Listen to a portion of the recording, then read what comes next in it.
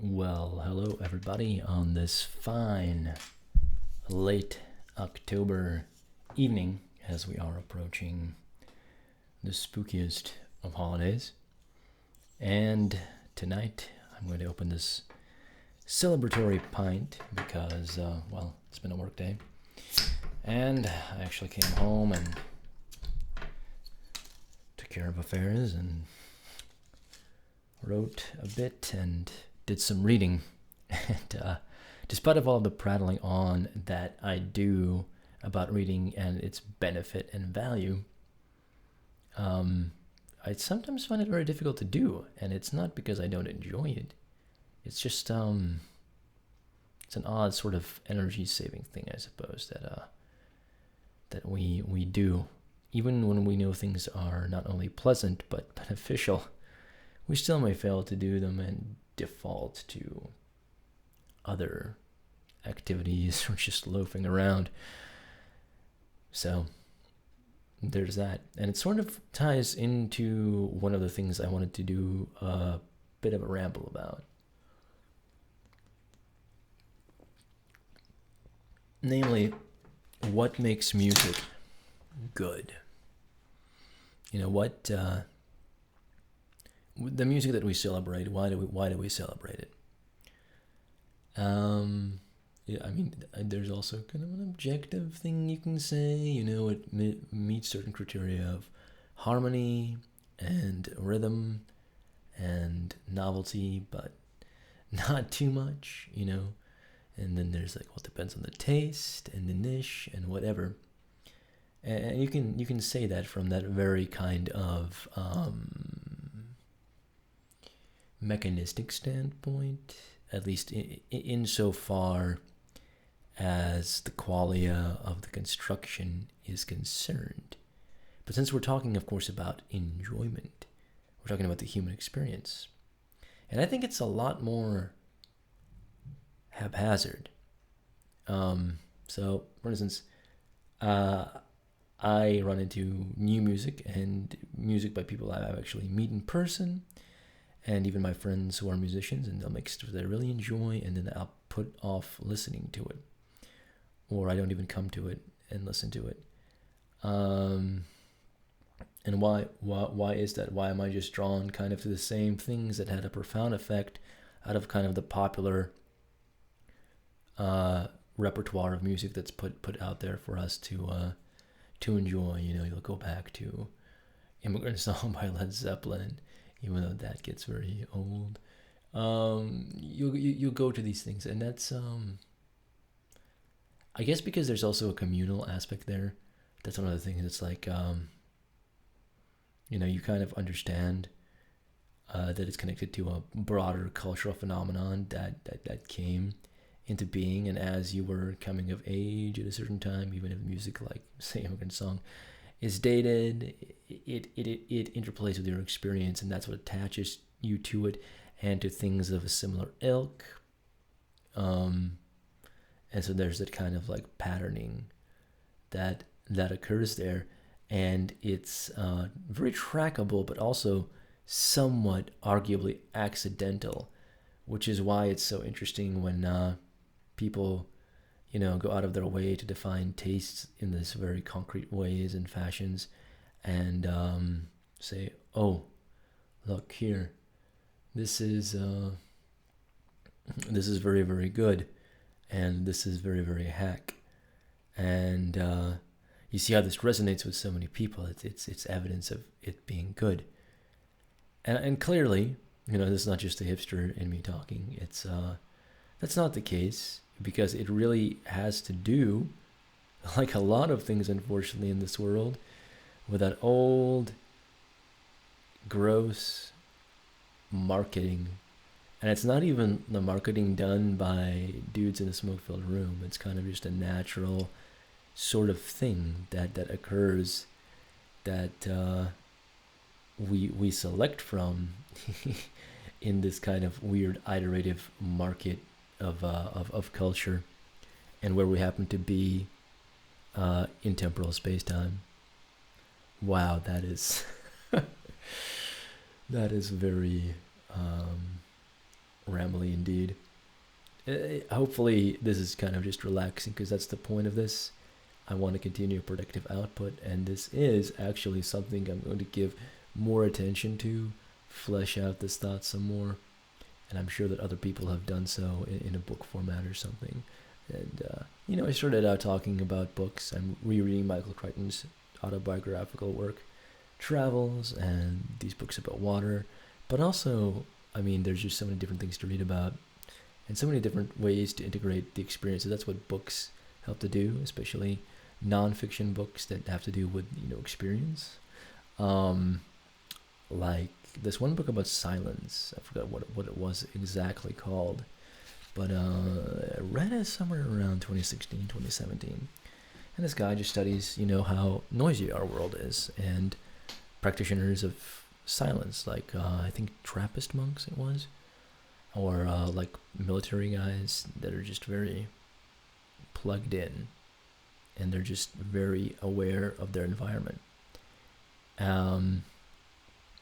And so a moment of silence while I enjoy my pint.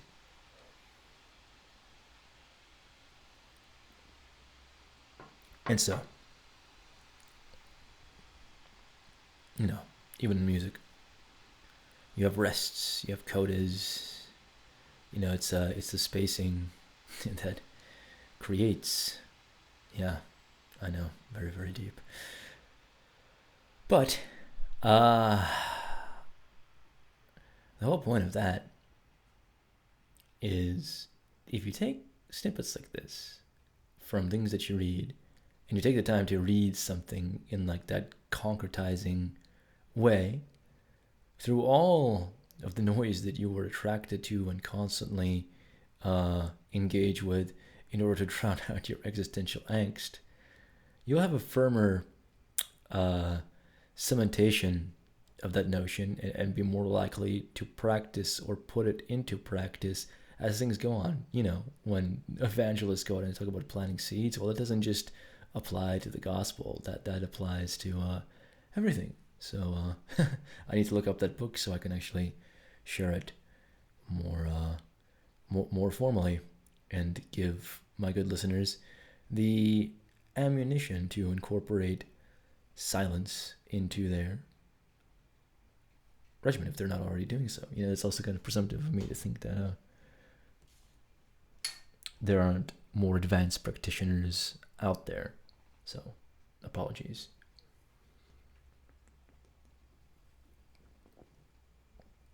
I am tempted to play some things on the guitar, but I haven't really done much besides learn that one Bach Weir and sort of assemble jams from past things. So I'll hold off on that, but I do want to do a regular, at least weekly upload of some original work or jam session. You see, this channel is very odd. I kind of treat it as a repository. There's definitely going to be continuity of ideas and topics that I want to cover, but I know that's very chaotic and unpalatable for a lot of audiences. But I also think that there's kind of going to be always a novelty thing that some might be drawn to, but towards more robust kind of dedicated content on topics, I might start or return to a couple of other channels as well. So that's housekeeping there.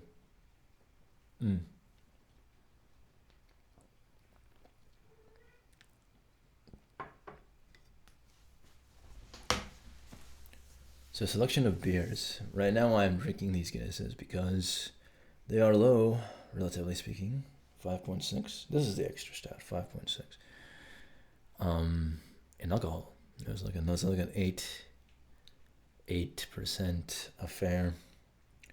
And I believe they have darker beers like this have a higher concentration of vitamin B and potassium, or whatever other goodly substances one needs to muddle through.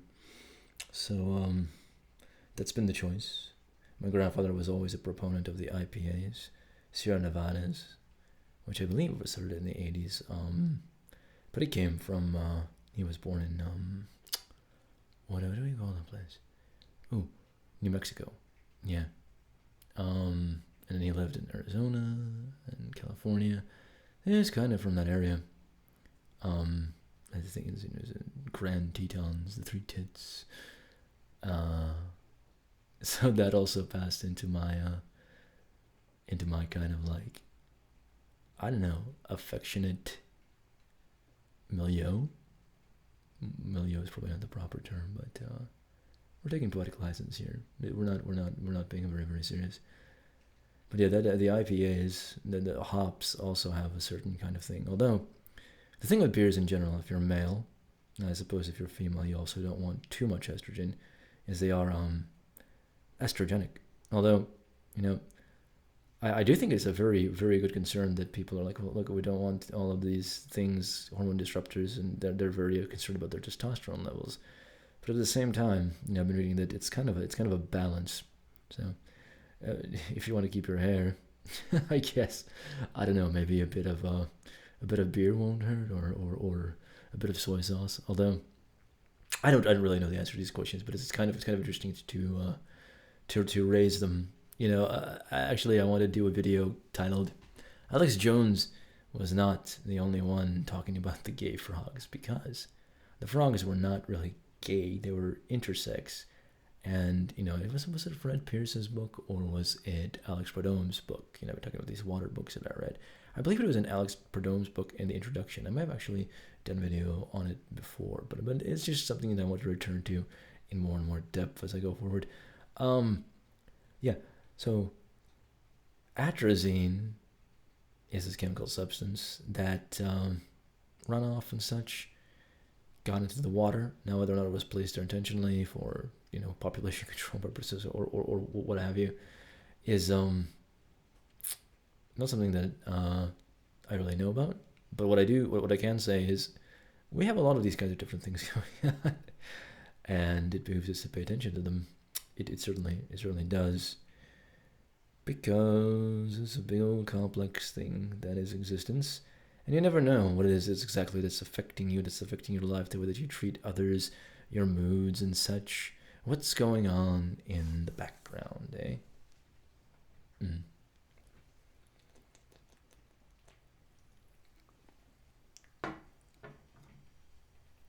Mm-hmm.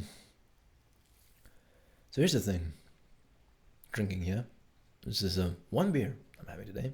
It's still weak, and I'm in my 30s, mid-30s, advanced mid-30s, at 36. And I was actually, honestly, meant to more or less entirely do away with drinking, but there's just too much of a meditative pleasure in it, I think monks drank beer, like I mentioned, the Trappists, and there's Trappist breweries and things. So there is something about the solidity of a beer, because it's kind of like liquid bread, and you can kind of sit there. Other things, a coffee, yeah, but it gives you the jitters, and it doesn't drink quite the same, does it? And if you're careful with it, it's not too terribly damaging. Some might even argue beneficial, though now there's more things coming out. They're saying, oh, no, it's going to give you very, very subtle, very incremental, very cumulative cancer of the throat, or some such thing. So you can't be too careful, though, because then life becomes squalid.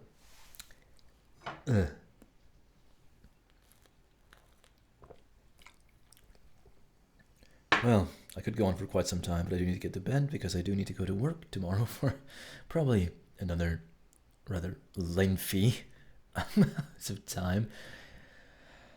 Whew. Well, hopefully that last whew didn't blow out your ears, and thank you very much for joining me. Hopefully some food for thought was had, and we will continue on as best we can. I can. When am I using the royal V? Who do I think I am? Goodbye.